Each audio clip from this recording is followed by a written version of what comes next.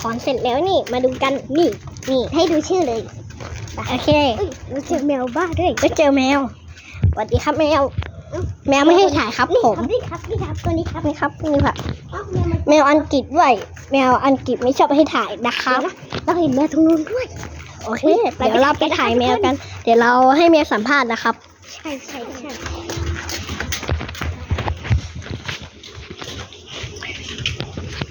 นี่